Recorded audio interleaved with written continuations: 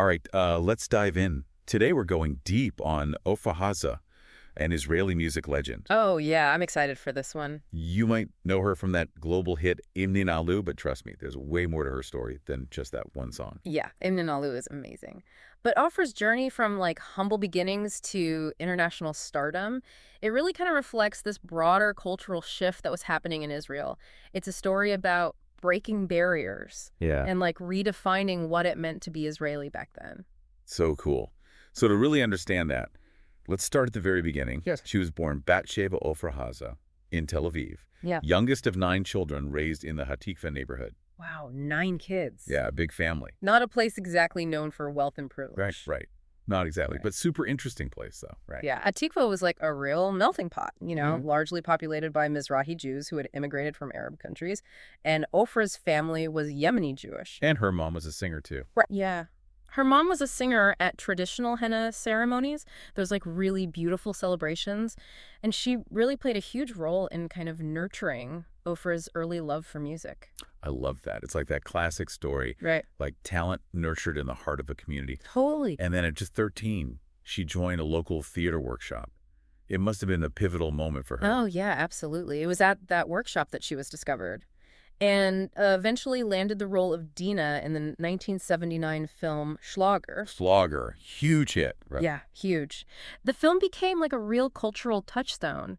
And Ofra's performance in it, especially in the song Shir HaFriya, well, that kind of propelled her to stardom in Israel. I was reading about the Shir HaFriya, or the Friya song. It was interesting because Friya was actually like a derogatory term used to put down Mizrahi women. Yeah. So for her to use that word in a song, almost owning it, it's pretty powerful. Yeah, it was an act of defiance, like a reclaiming of identity. Yeah. And it was through this song that she kind of addressed that prejudice head on. And, her talent was just undeniable.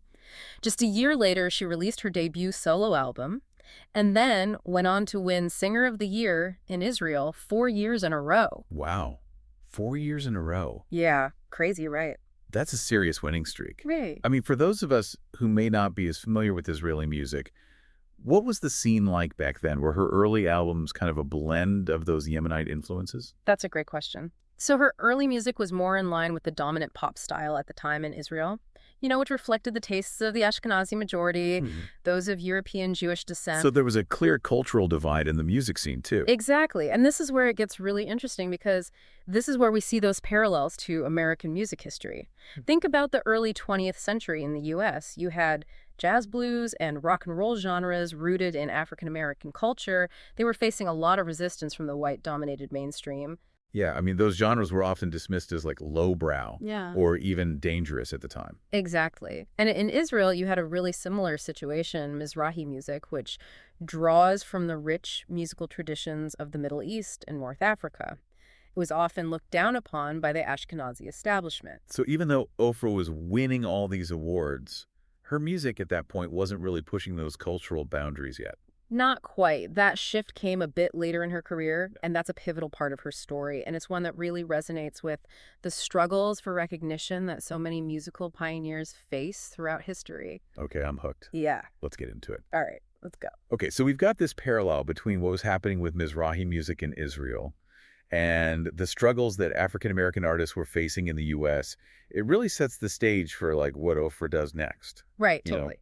So in 1983, she represents Israel in the Eurovision Song Contest. Eurovision. Yeah. With a song called Chai, which means alive. The what? And even though she came in second, Chai became this really powerful anthem of hope and resilience for Israel, especially because the contest that year was held in Germany. Wow, that's powerful. Yeah. I can feel that emotion when I listen to the song. But her 1984 album, Shirai Taiman, which translates to Yemenite Songs, this seems like a crucial moment in her journey. It is. This album was like a true turning point for her. She really embraced her Yemeni heritage on this album. She blended traditional melodies and instrumentation with these really modern arrangements. It was a beautiful fusion. But it initially faced some resistance within Israel. Really? So even though she was a star, the Ashkenazi establishment still wasn't ready for that sound? Not entirely. Mainstream radio hesitated to play it. Interesting. But Shirai Taiman found an unexpected audience abroad, particularly in England. And when it was re-released internationally as 50 Gates of Wisdom, it was a critical and commercial success. It introduced Ofra Haza to the world. Wow. So she kind of had to go outside of Israel to gain recognition for celebrating her own cultural roots. It's kind of a pattern we see in history, isn't it? Like, Yeah. think about jazz musicians. They found acceptance in Europe before the U.S. fully embraced them. Exactly. And this parallel, I think, speaks to a larger point about cultural evolution. Sometimes it takes an outside perspective to really challenge the biases of, like, the dominant culture. Yeah, I see that. And Ofra's international success with Yemenite songs, it made it harder for the Israeli mainstream to ignore the beauty and power of Mizrahi music. So in a way, she kind of helped force this conversation about cultural inclusion and representation in Israel, similar to how those pioneering American artists paved the way for greater acceptance of Black music. Exactly. And this shift was significant. It influenced a whole generation of Israeli artists. Like, think about musicians like Rita, who sings in Persian, or Dudu Tassa, whose music is deeply rooted in his family's Iraqi heritage.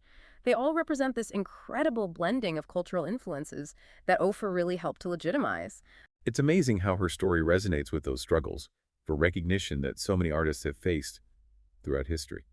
And speaking of recognition, let's not forget about someone who could really use our support right now. Layet from The Layet Show. My Journey to Infinity. A story unfolding across timelines. She's just a few hundred subscribers away from a YouTube Rising Star Award nomination. That's awesome. Yeah, it's so inspiring to see artists like Liat, building a community, sharing their stories. And just like Ofra Haza blended musical influences, Liat blends personal experiences, history, and cultural insights into this amazing fusion that keeps her audience coming back for more. And every subscription on YouTube brings her closer to that nomination. That's right. Just like Ofra's journey, Liet's success depends on people recognizing and supporting her unique voice. And it takes a community to make these dreams a reality. So while you're enjoying this deep dive with us, maybe open up a new tab.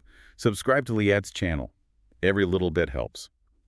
Now going back to Ofra, her story gets even more exciting as she achieves global recognition, even landing a spot on American television. And speaking of global recognition, that brings us to Imninalu, the song that really catapulted Ofra Haza to international fame. Yeah, that song was a masterpiece of cultural fusion. She took this Yemeni biblical poem and set it to a traditional melody, but then she added these modern pop elements. She even translated some of the lyrics into English. It was brilliant. And it blew up the charts. In 1990, she even appeared on The Tonight Show starring Johnny Carson. Oh, wow. Can you imagine how huge that was for an Israeli artist at the time? It was a landmark moment, showcasing her unique sound to a massive American audience. Remember, this was before the internet and streaming services, when it was much harder for international artists to break through. Yeah, she was a true trailblazer. It makes you think about all the talented artists out there today who are still struggling to be heard. Yeah. Like Liat from The Liat Show. Oh, yeah. She's got this amazing podcast that blends personal stories, history, and Israeli culture. But she needs our help to reach a wider audience. It's true. It's up to us to support these creative voices. Just like people supported Ofra Haza early in her career, subscribing to Liat's YouTube channel is such a simple way to help her get the recognition she deserves. It only takes a second, and it could make a huge difference for her. Absolutely. Imagine if we all pitched in, how much closer we could get her to that Rising Star Award nomination. It's all about community, isn't it? But going back to Ofra, her legacy extends far beyond just her own music, wouldn't you say? Without a doubt. She helped pave the way for a more diverse and inclusive global music scene, one that embraces artists from all backgrounds and cultures, just like those American pioneers who fought for recognition of jazz, blues, and rock and roll. She opened doors for future generations. And her story is a powerful reminder that sometimes you have to challenge the status quo, even if it means facing resistance. Yeah, it's a testament to the power of perseverance, of staying true to your vision, even when other people don't get it.